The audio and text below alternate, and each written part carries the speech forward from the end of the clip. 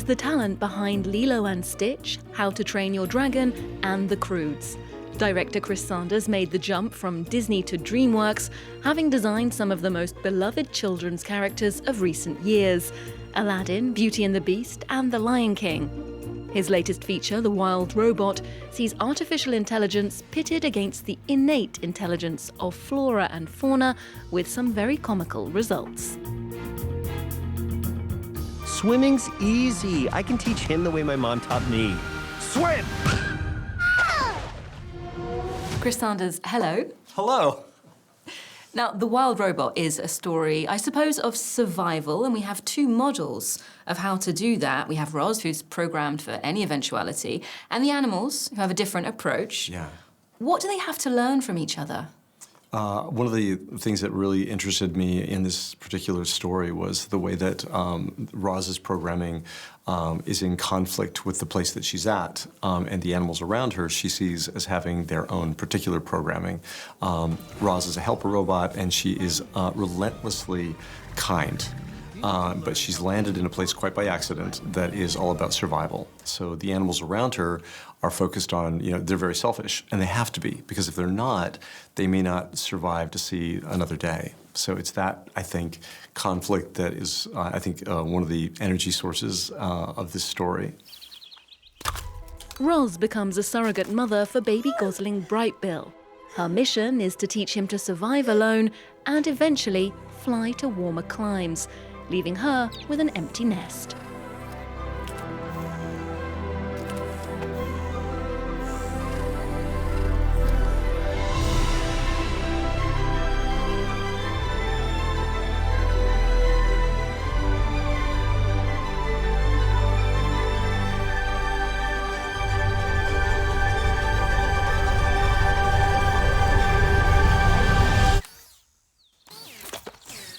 Roz is a fantastic character. She's voiced by Lupita Nyong'o.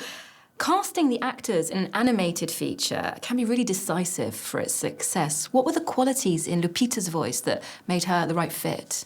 The quality of her voice was the first thing that I noticed. I knew that she was an amazing actor, but the thing that was really, I think, incredible was that when she came into this process, she really did partner with all of us, and she really took the lead in crafting Roz as a character. Because Roz the robot has a very particular way of looking at the world, and she has her a particular architecture in the way that she thinks. And it was absolutely fascinating to watch Lupita dissect Roz and really begin to understand how she worked so that she could craft not only her performance, but even the voice of Roz, which is different in the beginning and evolves through the film. Hello, I am Rosm7134. I will register that as a 10. And there's nothing electronic that we're doing there. All of that is Lupita, changing the way her voice, sounds. Brightbill is where he belongs. And now you can return to your solitary life of struggling to survive on an island where everything wants to kill and eat you. Now, Roz uses AI, acquired data sets, I suppose, to solve problems. But we do see that being a parent involves some moments of improvisation. I believe you're a parent yourself. Was your parenting guided more by the science or improv? I think it's way more improv than I could have even imagined. I think that's the really sweet thing about the story. It's at the core of Peter Brown's book, is the idea that Roz doesn't have the programming to do this thing, but at the same time, she is driven to complete any task that she's given. So that's the conflict that's going on, and that's the reason that she immediately goes off script and begins to improvise and make things up, which is of great concern to the company that made her. So when they finally locate her, that's, I think, the main reason they want to get her back, because they want to try to understand what exactly happened on this island. Sometimes, to survive, we must become more than we were programmed to be. The story's set on an island, and we become aware that the ecosystem there is under threat. Now, the climate crisis is the great issue of our time, but when it comes to conveying that to perhaps very small children watching this movie, what sort of approach did you want to take? When we talked to Peter Brown about exactly when does this story take place, he left it purposely vague. It's just sometime in the future. And one of the things that we had to deal with is, again, a feature of the story is that humans aren't really very present. So it was very important to us that we show people that this is planet Earth, even though people aren't seen very much. So we did that by putting iconic things in, especially the migration sequence as the geese are flying. For example, we have the Golden Gate Bridge, but now it's a bit more underwater, and there's actually whales like swimming over the roadbed.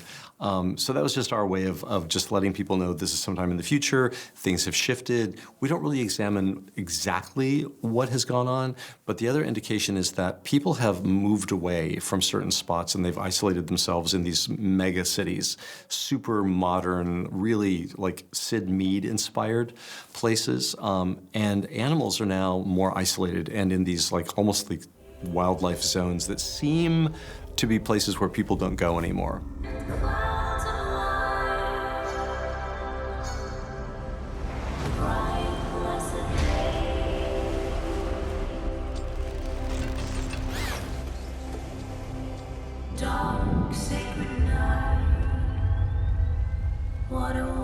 You've created many successful films for Dreamworks Animation Studios, but before that, your last project at Disney was Lilo and Stitch, your own very original story, your own unique creation. Do you think that pushed Disney in a new direction? That is a very unusual movie.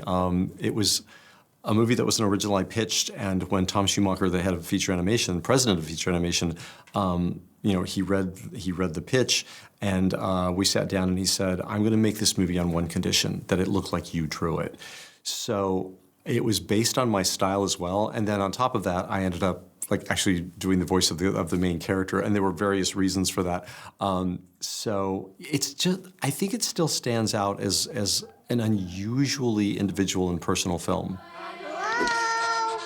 Are there any aminals in here? Wow. People sometimes speak about the rivalry between those two studios, Disney and Dreamworks. How do you think that has affected that spirit of competition, let's say, that's affected the landscape of animation today, what's being produced? We all drift between studios, so we're all the same people. I think that every studio has its own particular personality, and I've worked at Disney and I've also worked at Dreamworks, so I think it's fun, their own particular personalities. One of the things I like about Dreamworks is that it's a very experimental place. It's one of the reasons that we created the style that we did for this particular movie. The Wild Robot has a breakthrough technologically that allowed us to actually go back in time and hand paint every single surface in this film. So in an interesting way, this is a more handmade film than any I've worked on since Lilo and Stitch. Even the characters, which are fully rigged underneath, they're completely surfaced by hand-painted feathers and fur, etc. Now, a previous success of yours, How to Train Your Dragon, was a phenomenal success at the box office. The whole franchise was extremely successful, and it was also adapted from children's literature, like The Wild Robot. You decided to make an interesting change in the human-dragon dynamic. Why was that important to you? That was one of the things I took away from that particular project. Every time I make a movie, I learn. And one of the things I learned about How to Train Your Dragon, which was an adaptation, is that it's okay to look at just the structure underneath the story before you get distracted with all the arguably more fun things, writing the characters and writing the scenes. And so there was a particular shift that we made to get the story up on screen successfully. And that was the relationship between the dragons and the Vikings had to be, I would say, clarified, that they were at war with dragons, and Toothless in particular. The Toothless in the story is a lot smaller in the book, and for the screen, we had to enlarge that dragon and really design a brand new dragon that would represent the most frightening dragon that they encounter. So he flies only at night, he doesn't show up all the time, but when he does, there's really no defense against him. And that really served me well in The Wild Robot because that's also an adaptation. So I quickly identified things that I needed to trim back to make room for the main story to really expand fully emotionally. No. Ugh. Now, you're at the helm of films that become family favourites. Children often watch them hundreds of times, remember them very clearly years later. It's a big responsibility. Do you remember the first animation you saw that really left its message or its values with you? I certainly remember seeing Bambi. Jungle Book is maybe the first movie that I saw as a kid in a theater. That made a huge impression on me. But it was actually one night I was watching The Wonderful World of Disney, and I think it's one of their more unusual films. It's called Saludos Amigos, and within that movie there's a 3-minute or so sequence, and it's the Three Caballeros. And I believe Ward Kimball pretty much animated that sequence all on his own. And that really hit me hard when I saw that. It was just on TV, but the freedom and the fun and just the pure joy of that sequence, that is the first thing that really made me think, I'd like to do this maybe for a living. Okay, inspiring. Chris Sanders, thank you so much for your time. Oh, thank you. Right, Bill? It is more dangerous for him than anyone else. But he has a chance.